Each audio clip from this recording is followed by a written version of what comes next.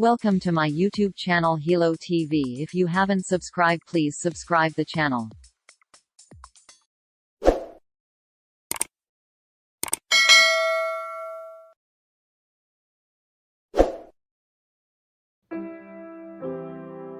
All the sciences came to exist in Arabic. The systematic works on them were written in Arabic writing. The Berbers belonged to a powerful, formidable, and numerous people, a true people like so many others the world has seen, like the Arabs, the Persians, the Greeks and the Romans.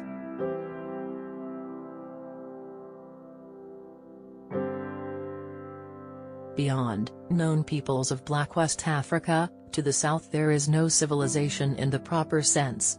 There are only humans who are closer to dumb animals than to rational beings.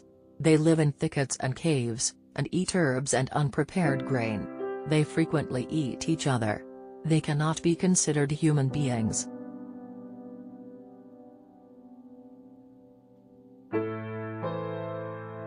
Eventually, Aristotle appeared among the Greeks.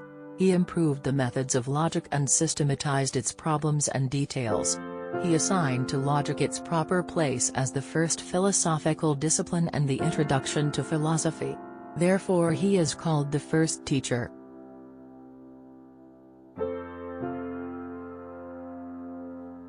The sciences of only one nation, the Greeks, have come down to us, because they were translated through Al-Mamun's efforts.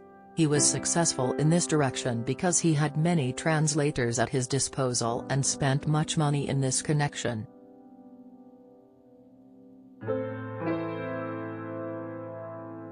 People justify their own subservience to pleasure by citing men and women of the past who allegedly did the same things they are doing.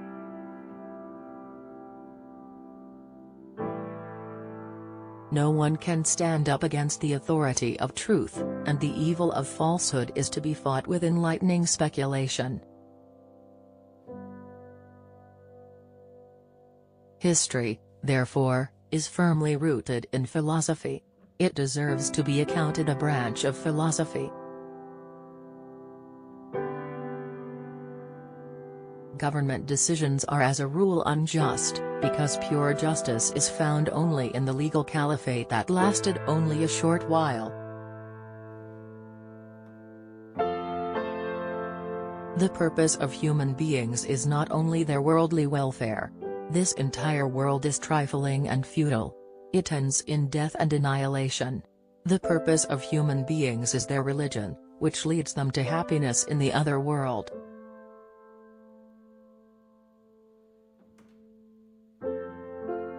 The conditions, customs and beliefs of peoples and nations do not indefinitely follow the same pattern and adhere to a constant course. There is rather, change with days and epochs, as well as passing from one state to another, such is the law of God that has taken place with regard to his subjects.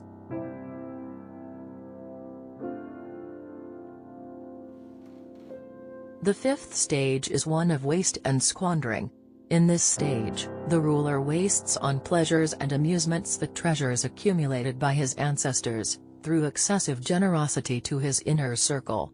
Also, he acquires bad low-class followers to whom he entrusts the most important matters of state, which they are not qualified to handle by themselves, not knowing which of them they should tackle and which they should leave alone. The ruler seeks to destroy the great clients of his people and followers of his predecessors. Thus, he ruins the foundations his ancestors had laid and tears down what they had built up. In this stage, the dynasty is seized by senility and the chronic disease from which it can hardly ever rid itself, for which it can find no cure, and eventually it is destroyed.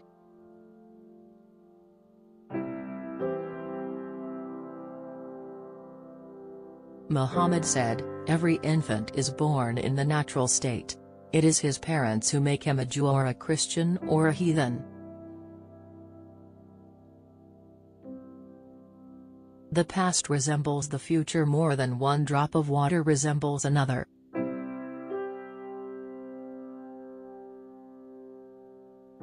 Throughout history many nations have suffered a physical defeat, but that has never marked the end of a nation. But when a nation has become the victim of a psychological defeat, then that marks the end of a nation.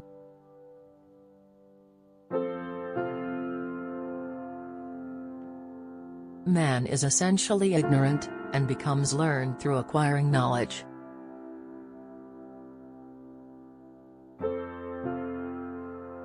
Government is an institution which prevents injustice other than such as it commits itself.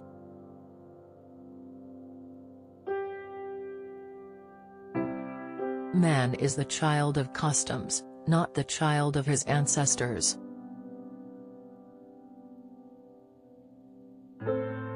Habits are qualities of the soul.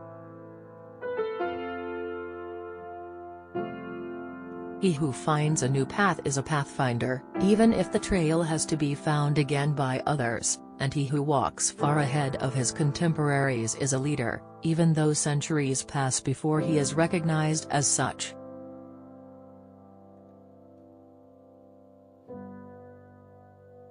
The term of life of a dynasty does not normally exceed 3 generations.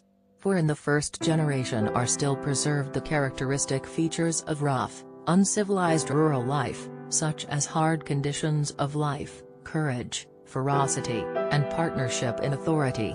Therefore the strength of the asabiya is maintained.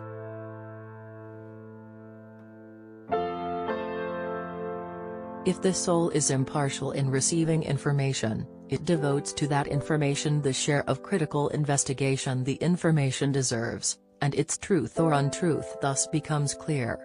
However, if the soul is infected with partisanship for a particular opinion or sect, it accepts without a moment's hesitation the information that is agreeable to it.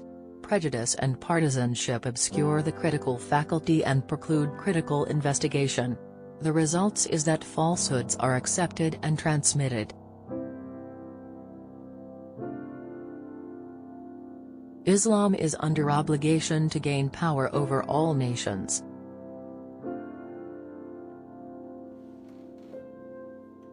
Businesses owned by responsible and organized merchants shall eventually surpass those owned by wealthy rulers.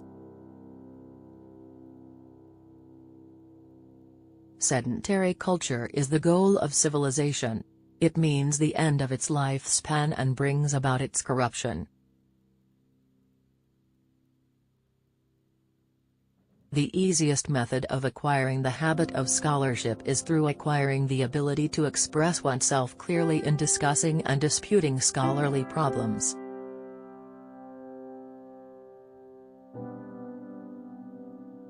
This is what clarifies their import and makes them understandable.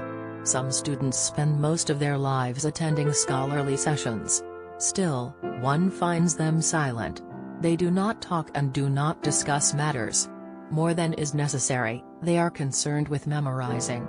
Thus, they do not obtain much of a habit in the practice of scholarship and scholarly instruction. Therefore, the Negro nation are, as a rule, submissive to slavery, because Negroes have little that is essentially human and have attributes that are quite similar to those of dumb animals, as we have stated.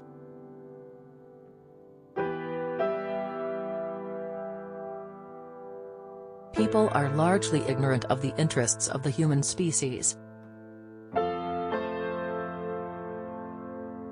At the beginning of a dynasty, taxation yields a large revenue from small assessments.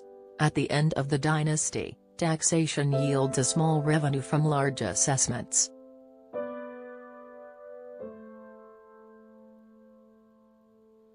Geometry enlightens the intellect and sets one's mind right. All of its proofs are very clear and orderly. It is hardly possible for errors to enter into geometrical reasoning, because it is well arranged and orderly.